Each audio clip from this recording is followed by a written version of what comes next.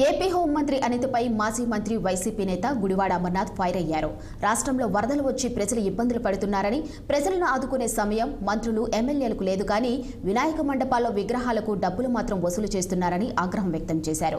ఇక దీనిపై వ్యతిరేకత రావడంతో అలాంటిదేమీ లేదని హోంమంత్రి అనిత చెబుతున్నారని విమర్శించారు. వినాయక మండపాలకు సంబంధించి 10కి పైగా రసీదులు తన వద్దకు వచ్చినట్లు గుడివాడ తెలిపారు.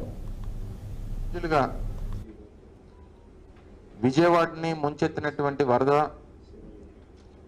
ఆ ప్రాంతంలో ఉన్నటువంటి లక్షలాది కుటుంబాలు పడుతున్నటువంటి ఇబ్బందులు, అనేక మంది ప్రాణాలు కోల్పోయినటువంటి కుటుంబాలకు సంబంధించినటువంటి ఆర్తనాదాలు, ఇవన్నీ గడిచినటువంటి 10 రోజులుగా మనం రాష్ట్రంలో చూస్తూ ఉన్నాం. మొన్న వచ్చినటువంటి వరద తర్వాత అనేక ప్రాంతాల్లో పడుతున్నటువంటి వర్షాలు, దానివల్ల వస్తున్నటువంటి ఇబ్బందులు, ఇవన్నీ చూసిన తర్వాత అసలు ప్రభుత్వం ఏం చేస్తుంది, విజయవాడలో వచ్చినటువంటి వరదకు సంబంధించి వాళ్ళు వ్యవహరించినటువంటి తీరు చాలా బాధాకరం.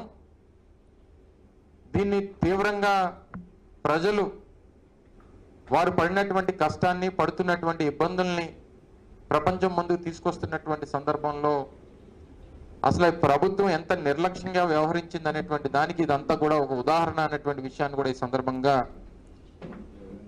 ఏ ముఖ్యమంత్రి కూడా ప్రపంచంలోని చాలా మంది రాజకీయ నాయకులను చూసాము, చాలా మంది ముఖ్యమంత్రులను చూసాము, దేశంలోని కాకుండా మన రాష్ట్రంలో కూడా చాలా మంది ముఖ్యమంత్రిని చూస్తున్నాం. కానీ ఏ ముఖ్యమంత్రి కూడా వరద ప్రాంతాల్లోని ఉదయం సాయంత్రం కూడా పర్యటించి సుమారుగా 9 రోజుల పాటు బస్సులోనే ఉండి అడ్మినిస్ట్రేషన్ చేసిన పరిస్థితి కూడా కనిపించలేదు. అట్ ద సేమ్ టైం ఒక అడ్మినిస్ట్రేషన్ వేలోనే కాకుండా ఒక హ్యుమానిటీ వేలోని కూడా ఆలోచన చేసుకొని ఇప్పటికీ కూడా కొన్ని చోట్ల వరద ముంపు ప్రాంతాల్లోని వరద తగ్గినప్పటికీ కూడా కొన్ని ప్రాంతాల్లో వరద ముంపు ప్రాంతాల్లో ఉన్నారు, ఇంకా వాటర్ కొన్ని చోట్ల నిల్వ ఉంది. అటువంటి ఏరియాల వాళ్ళకి మనం ఏం చేయాలనే ఉద్దేశంతో కంపల్సరీగా ప్రతి ఒక్కరికి కూడా 3 పూట్ల భోజనం పంపించాలి.